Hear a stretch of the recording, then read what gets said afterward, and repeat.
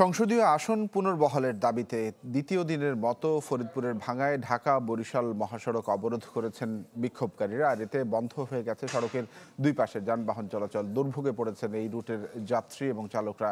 গতকাল মহাসড়ক ও রেলপথ অবরোধের ঘটনাকে অবৈধ দাবি উল্লেখ করে মামলা করেছে ভাঙ্গা থানা পুলিশ। এতে আলগি ও হামিরদি ইউনিয়নের চেয়ারম্যান সহ ৯০ জনকে আসামি করা হয়েছে। এছাড়া অজ্ঞাত আরও ১৫০ শতাধিক জনকে আসামি করা হয়। অন্যদিকে আসন সীমানা পরিবর্তনের প্রতিবাদে বাগেরহাটে চলছে ৩ দিনের হরতাল। সম্মিলিত সংগ্রাম কমিটির ডাকে পালিত হচ্ছে এই কর্মসূচি।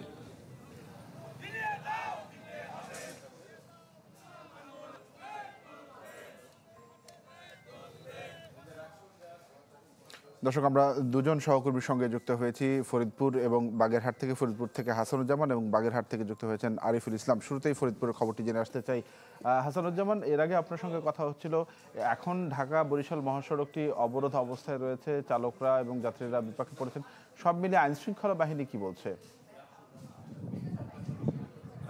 আপনাকে জানিয়ে রাখি যে এই যতই বেলা গড়াচ্ছে ততই কিন্তু আন্দোলনের তীব্রতা বাড়ছে এবং আপনি যেটা বলছিলেন যে ঢাকা থেকে ভাঙ্গা হয়ে বরিশালের যে সড়কটি 11:30 থেকে বন্ধ হয়েছিল, সেটা কিন্তু কিছুক্ষণ আগে আমরা দেখলাম যে বাকি দুটি পথ অর্থাৎ ভাঙ্গা থেকে ফরিদপুর এবং ভাঙ্গা থেকে গোপালগঞ্জ হয়ে খুলনাগামী পথগুলো বন্ধ করে দিয়েছে এবং ওই পথগুলোতে শত শত বিক্ষোভকারী তারা কিন্তু মিছিল নিয়ে ভাঙ্গার দিকে আসছে এবং এইমাত্র আমরা দেখতে পেলাম, আমরা নিরাপত্তাজনিত কারণে সেখানে দাঁড়াতে পারিনি, আমরা শব্দ শুনতে পেরেছি এবং আমরা ধোঁয়া দেখতে পাচ্ছি যে ইতিমধ্যে তারা ভাঙা করে ভাঙচুর করেছে এবং সেখানে আগুন লাগিয়েছে। আমরা ধোঁয়াটি দেখানোর চেষ্টা করছি যে আমরা ইন্টারচেঞ্জ যে ভাঙার থেকে চারিদিকে যাওয়ার মহাসড়কের যে উপরে ওভারব্রিজের উপরে রয়েছি, আমরা এখান থেকে ধোঁয়া দেখতে পাচ্ছি যে অর্থাৎ তারা কিন্তু উপজেলা আক্রমণ করে তারা কিন্তু সেখানে ভাঙচুর এবং অগ্নিসংযোগ করেছে।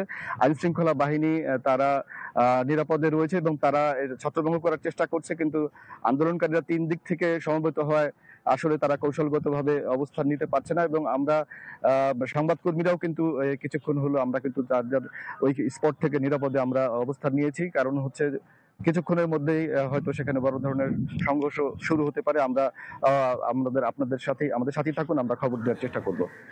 জি, হাসানুজ্জামান, ধন্যবাদ আপনাকে আমাদের সঙ্গে যুক্ত হওয়ার জন্য। ফরিদপুর থেকে জানাচ্ছিলেন সহকর্মী হাসানুজ্জামান। বাগেরহাটে রয়েছেন আরিফুল ইসলাম। আরিফুল, এর আগেও কথা হচ্ছিল আপনার সঙ্গে 3 দিনের আবার তৃতীয় দফার এবারের হরতালের কর্মসূচি। আইন শৃঙ্খলা বাহিনী এবং এলাকার যারা মানুষজন রয়েছেন কি বলছেন? হিরন আরও মিনারেল ওয়াটার মাত্র 50 পয়সায় প্রতি লিটার। তানভীর, আপনি যেমনটি বলছিলেন, হরতালের বিষয়ে বাগেরহাটে যে 4টি আসন ছিল, এই 4টি আসন থেকে কমিয়ে 3টি করা হয়েছে। এর প্রতিবাদে বারবার হরতাল অবরোধের মতো আন্দোলন করে যাচ্ছে সম্মিলিত সংগ্রাম কমিটি। তো আজকে যে 3 দিনের হরতাল, তার প্রথম দিন সকাল সন্ধ্যা হরতাল চলছে, আগামীকাল এবং তার পরের দিন আধাবেলা হরতাল। তো আমি এখন দাঁড়িয়ে আছি বাগেরহাট শহরের দোকানপাট কিন্তু আসলে খুলেছে। এর আগে হরতালে কিন্তু সব কিছুই কিন্তু বন্ধ ছিল।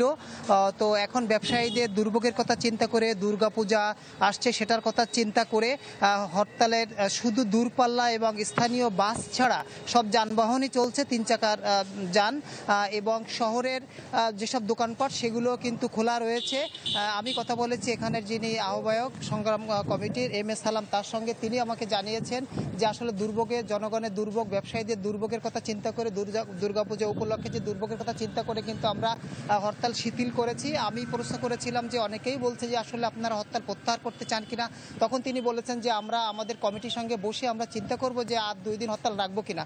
তবে তারা এটা জানিয়েছে আমাদের আসন ফিরে পাওয়ার জন্য আমরা প্রয়োজনে ঢাকা কেন্দ্রীয় যে নির্বাচন কমিশনার যে অফিস, সেখানে গিয়ে আমরা অনশন করব এবং সেখানে আমরা আন্দোলন করব যে কিছুতেই যেন সেই 3টি আসন আমাদের যেন না রেখে আমাদের 4টি আসন যেন ফিরিয়ে দেয়। এবং বাগেরহাটের আপামর সাধারণ মানুষ, ব্যবসায়ী, খেটে খাওয়া মানুষ, সবার সঙ্গে অনেকের সঙ্গে আমার কথা হয়েছে, তারা যেটা জানিয়েছে যে আসলে আমরা কিছুতেই মেনে নিতে পারছি না যে আমাদের একটি আসন কমিয়ে 3টি আসন করা হয়েছে এবং আন্দোলনের জন্য বা এই দুর্ভোগের বা ভোগান্তির জন্য তারা বলে যদি ভোগান্তি হয়, ভোগান্তির পরেও আমরা 4টি আসন ফিরে পেতে চাই। এই ছিল হরতাল সম্পর্কে সর্বশেষ খবর।